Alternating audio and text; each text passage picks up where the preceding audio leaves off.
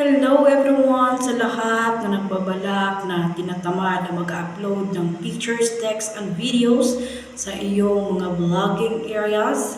Hayaan nyo na lamang po na naka-on ang iyong professional mode. Dahil pag ito po ay iyong itino-turn off at itino-turn on, maaari pong masisira ang mga features ng ating settings. Ito po ay bumabalik sa zero. Ayan po, kagaya po ng features ng stars. Ang features or tools ng stars ay maaari pong mawala ang iyong icon ng stars.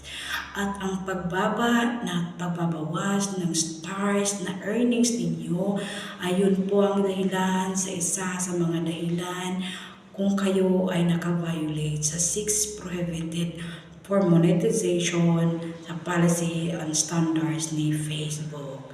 Yan lamang po kung kayo ay tinatamad na mag-upload ng iyong videos, hayaan nyo na lang po na maka-on ang iyong professional mode. Yan na aking mapapayo. Maraming salamat and God bless everyone.